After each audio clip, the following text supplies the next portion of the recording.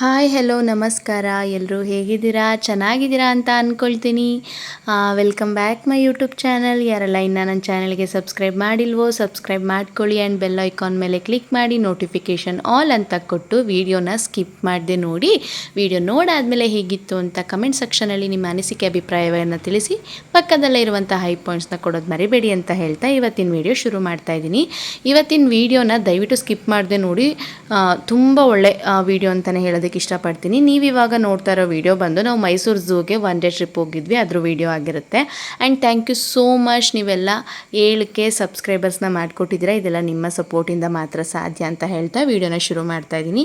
ನಾವು ಮಕ್ಕಳಿಗೆ ಒಂದು ಔಟಿಂಗ್ ಓದಂಗಾಗುತ್ತೆ, ಪ್ರಾಣಿಗಳು ತೋರ್ಸಂಗಾಗುತ್ತೆ ಅಂತ ಹೇಳಿ ನಾನು ಮೈಸೂರು ಝೂಗೆ ಪ್ಲ್ಯಾನ್ ಮಾಡಿ ಹೋದ್ವಿ. ಮಾರ್ನಿಂಗ್ 8:40 ಅಷ್ಟರೊಳಗೆಲ್ಲ ಅಲ್ಲಿ ಇದ್ವಿ. ಇಲ್ಲಿ 8:30 ಸಂಜೆವರೆಗೂ ಇಲ್ಲೇ ಇದೆ ನೋಡಿ. ಟೈಮಿಂಗ್ಸ್ ಕೂಡ ಲೇಟ್ ಇರುತ್ತೆ. ಮತ್ತು ಏನಪ್ಪ ಅಂತ ಹೇಳಿದ್ರೆ ಟಿಕೆಟ್ ಪ್ರೈಸ್ ಬಂದು 120. ಕಾರಂಜಿ ಕೆರೆ ನೋಡ್ತೀನಿ ಅಂತ ಹೇಳಿದ್ರೆ 150. ಚಿಕ್ಕ ಮಕ್ಕಳಿಗೆ 60 ರೂಪೀಸ್ ಅಂತೆ. ಇಲ್ಲಿ ಕೆಲವು ಕಡೆ ನಾನು ಮಾಹಿತಿಯನ್ನು ಕೊಡೋದಕ್ಕೆ ಹೋಗೋದಿಲ್ಲ, ಓನ್ ವಾಯ್ಸ್ ಏನಿರುತ್ತೋ ಅದನ್ನೇ ಕೊಟ್ಟಿರ್ತೀನಿ.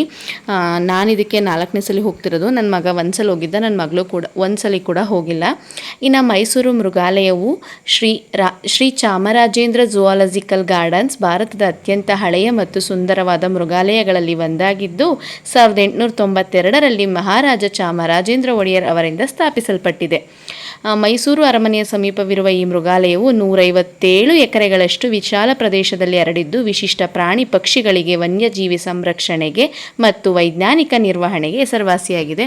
ತುಂಬಾ ಚೆನ್ನಾಗಿದೆ. ಪ್ರಾಣಿಗಳು ಕಮ್ಮಿ ಇರ್ಬೋದು, ಬಟ್ ನಾವು ಹೋದಾಗ ಎಲ್ಲ ಪ್ರಾಣಿಗಳು ತುಂಬಾ ಆ್ಯಕ್ಟಿವ್ ಆಗಿದ್ವು. ನೋಡಿ ತುಂಬ ಖುಷಿ ಆಯಿತು. ನೀವು ವಿಡಿಯೋದಲ್ಲಿ ನೋಡಿ ಆಯಿತಾ.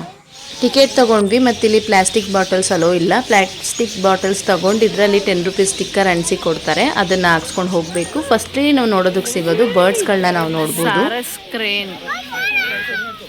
ಎಷ್ಟು ಚೆನ್ನಾಗೈತೆ ಬರ್ಡ್.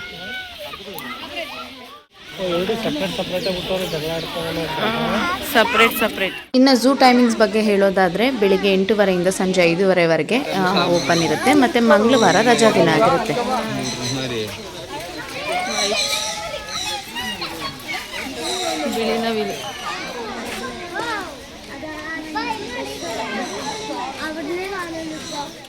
ಅಲ್ಲೈತೆ ಮೇಲೆ ಪಕ್ಷಿ, ಇಲ್ಲೆಲ್ಲ ಐತೆ ಅಂತ ಕಂಡುಹಿಡಿಯೋದೇ ಒಂದು ಕಷ್ಟ. ಆಲ್ಮೋಸ್ಟ್ ಬೆಳಿಗ್ಗೆ ಟೈಮ್ ಬಂದರೆ ಪ್ರಾಣಿಗಳೆಲ್ಲ ಆ್ಯಕ್ಟಿವ್ ಆಗಿರ್ತವೆ, ಇಲ್ಲ ಮಧ್ಯಾಹ್ನ ಆದರೆ ಮಲಗಿಬಿಟ್ಟಿರ್ತವೆ. ಬೆಳಿಗ್ಗೆ ಟೈಮ್ ಬರೋದು ಉತ್ತಮ ಅಂತ ಇಲ್ಲಿರೋದು. ಫುಡ್ ಕೊಡೋಕೆ ಬಂದಿರ್ಬೇಕು ಮೇ ಬಿ. ಎಲ್ಲ ಫುಡ್ ಕೊಡೋ ಟೈಮ್ ಇವಾಗ.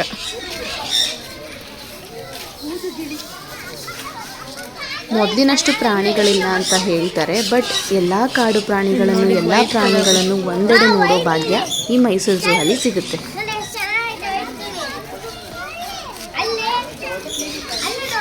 ಅಲ್ಲಿ ಮೇಲೆ ನೋಡಿ ಎಷ್ಟು ಥರ ಬರ್ಡ್ಸ್ಗಳನ್ನ ನಾವಿಲ್ಲಿ ನೋಡ್ಬೋದು ಅಂತ.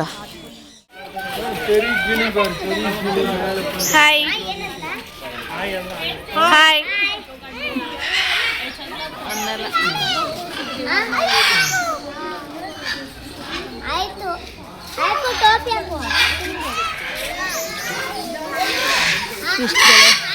ಗಲಾಟೆ ನೋಡು.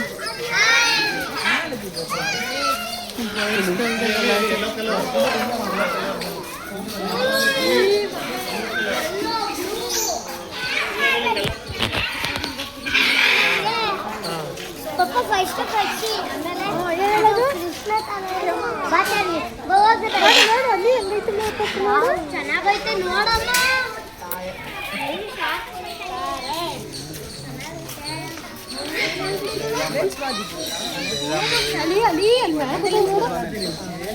ಅಲ್ಲಿ ಕರೆಕ್ಟಾಗಿ ಫುಡ್ ಹಾಕೋ ಟೈಮಿಗೆ ಬಂದಿದ್ದೀವಿ ನಾವು. ಬರ್ಡ್ಸ್ಗಳಿಗಂತೂ ಎಷ್ಟು ಥರ ವೆರೈಟೀಸ್ ಬರ್ಡ್ಸ್ ಇದೆ. ಆ್ಯಂಡ್ ಅದ್ರ ಸೌಂಡ್ಗಳು ಕೂಡ ತುಂಬಾ ಡಿಫ್ರೆಂಟ್ ಆಗಿದೆ. ತುಂಬಾ ಖುಷಿ ಆಗ್ತಾ ಇತ್ತು ಕೇಳ್ತಾ ಇದ್ರೆ. ಇಲ್ಲೊಂದು ಮಂಕಿ ಇದೆ ನೋಡಿ. ಆಲ್ಮೋಸ್ಟ್ ಬರ್ಡ್ಸ್ ಮುಗೀತು, ಇವಾಗ ಅನಿಮಲ್ಸ್ ಶುರುವಾಗುತ್ತೆ. ಡಿಫ್ರೆಂಟ್ ಆಗಿರೋ ಮಂಕಿ. ಇರಿ ಹೋಗ್ಬೇಡಿ. ಆಯ್ತೆ ಕಣ, ಮರ್ತ್ಬಿಟ್ಟಿದ್ದೀನಿ ನೋಡಿರೋದು. ಮಹಾಮಾಂಸಾಹಾರಿಗಳ ವಲಯ. ಇನ್ನು ಇಲ್ಲಿ ಸಿಂಹ, ಹುಲಿ, ಚಿರತೆಗಳನ್ನ ನೋಡ್ಬೋದು. ಮಹಾಮಾಂಸಾಹಾರಿಗಳು. ಫಸ್ಟ್ಲಿ ಇದ್ದಿದ್ದು ಚಿರತೆ. ಇಷ್ಟು ಸಲ ಬಂದಾಗ ಪ್ರಾಣಿಗಳು ಆ್ಯಕ್ಟಿವ್ ಆಗಿರೋದನ್ನ ನೋಡಿರಲಿಲ್ಲ. ಬಟ್ ಈ ಸಲ ಮಾರ್ನಿಂಗ್ ಬಂದಿರೋದ್ರಿಂದ ಎಲ್ಲ ಆ್ಯಕ್ಟಿವ್ ಆಗಿ ಕಣ್ಮುಂದೆನೇ ಕಾಣಿಸಿದ್ವು.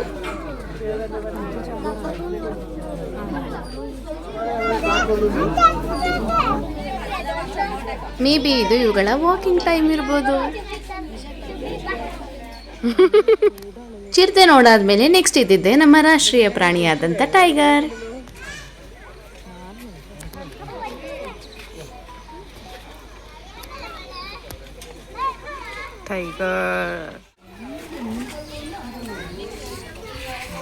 ಹುಲಿ ಇರೋದಕ್ಕೆ ಇದು. ಹುಲಿ ಕೂಡ ಆಕ್ಟಿವ್ ಆಗಿತ್ತು, ನೋಡಿ ತುಂಬಾನೇ ಖುಷಿ ಆಯ್ತು.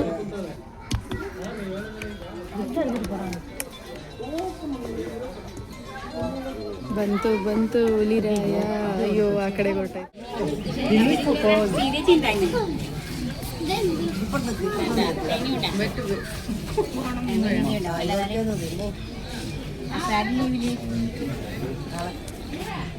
ಆ ಕಡೆ ಈ ಕಡೆ ನೋಡ್ತಾ ಇದ್ದೆ. ಬಾ ಹುಲಿ ನೋಡಾದ್ಮೇಲೆ ನೆಕ್ಸ್ಟ್ ಸಿಕ್ಕಿದ್ದೆ ಕಾಡಿನ ರಾಜ ಸಿಂಹ. ಬಟ್ ಈ ಸಿಂಹ ತಲೆನ ಆ ಕಡೆ ಹಾಕೊಂಡು ಮಲಗ್ಬಿಟ್ಟಿದೆ. ಸಿಂಹಿಣಿಗಳು ಕಾಣ ಸಿಕ್ವು.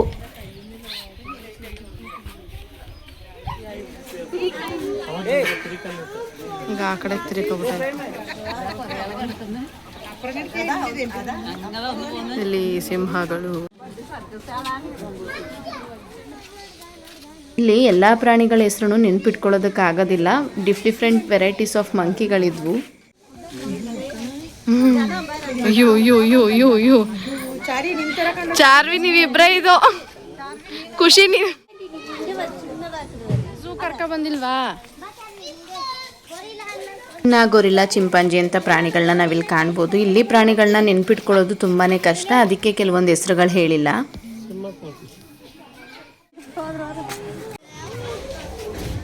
ಕ್ಯೂಟ್ ಫ್ರೇಮ್ ಎಷ್ಟು ಚೆನ್ನಾಗಿ ಕೂತೈತೆ. ನಾವೇನ್ ಮಾಡ್ತೀವಿ ಅದನ್ನೇ ಮಾಡ್ತದಲ್ವಾ ಅದು. ಏನೋ ತಿಂತೈತೆ. ನಾವೇನ್ ಮಾಡ್ತೀವಿ ಅದನ್ನೇ ಮಾಡ್ತದಲ್ವಾ ಅದು.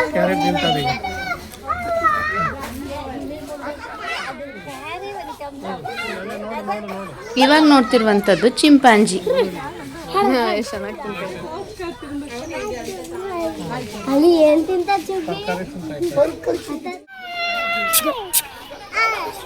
ಬಿಸಿಲು ನಡೀರಪ್ಪ. ಈ ಗೊರಿಲಾಗೂ ಸಿಂಪಾಂಜಿಗೂ ಏನು ಡಿಫ್ರೆನ್ಸ್ ಇದೆ ಅಂತ ನನಗಂತೂ ಗೊತ್ತಿಲ್ಲ. ನಿಮಗೆ ಗೊತ್ತಿದ್ರೆ ಕಮೆಂಟ್ ಮಾಡಿ. ಆ್ಯಂಡ್ ಯಾರೆಲ್ಲ ಝೂಗೆ ಭೇಟಿ ನೀಡಿದ್ರೆ ನೀವು ಕೂಡ ಕಮೆಂಟ್ ಮಾಡಿ. ಹಾಯ್.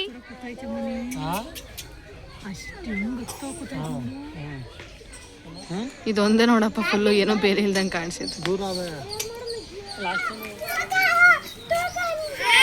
ಬುಡಪ್ಪ ಹಾಕತ್ತಾಳೆ. ಅಯ್ಯೋ ಏನು ಕೇರು ಬಂಗಾರಿ.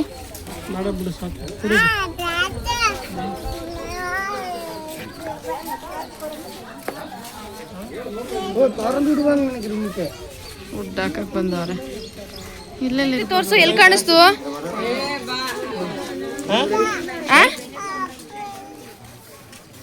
ಈ ಗ್ಯಾಪಲ್ಲಿ ನನ್ನ ಪುಟಾಣಿ ಬ್ಯಾಗ್ನ ತಕೊಂಡು ಪುಟ್ಟಾಗಿ ಹೆಜ್ಜೆ ಇಟ್ಕೊಂಡು ನಡೆದಾಡ್ತಿದ್ಲು. ನೋಡೋದಕ್ಕೆ ತುಂಬಾನೇ ಖುಷಿ ಆಗ್ತಾ ಇತ್ತು.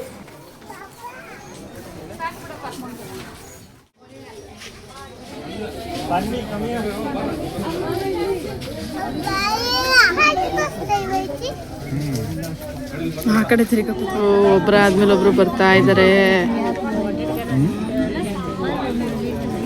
ಕಮಾನ್ ಕಮಾನ್, ಬನ್ನಿ ಬನ್ನಿ. ಇವರು ಹೋಗ್ತಾ ಇದ್ದಾರೆ ಮಂಗನಿಂದ ಮಾನವ.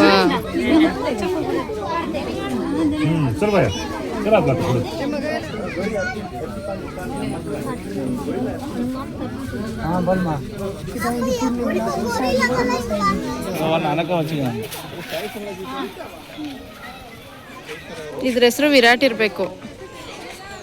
ನಾ ಇಲ್ಲಿದ್ದು ಒಂದು ಕೊಂಬಿನ ಮೃಗ, ಗೆಂಡ ಮೃಗ.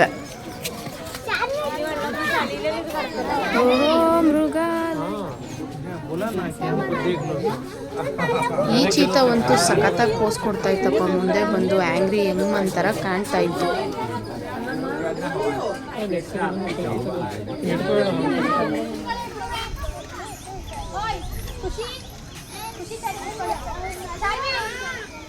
ಝೂ ನೋಡಕ್ಕೆ ಹೋಗೋಣ, ಬರ್ತೀಯಾ? ಬರ್ತೀನಿ. ಏನೋ ಮಾಡ್ಕೋತಾ ಇದ್ದಾರೆ, ಪ್ರೇಮಲೋಕ ದೇವಲೋಕ ಅನ್ಕೊಂಡು. ಇಲ್ಲಿ ವೈಟ್ ಆ್ಯಂಡ್ ಬ್ಲ್ಯಾಕ್ ಹಳೆ ಕಾಲದ ಪ್ರಾಣಿಯಾದಂಥ ಜಿಬ್ರಾ ಇದೆಯಂತೆ.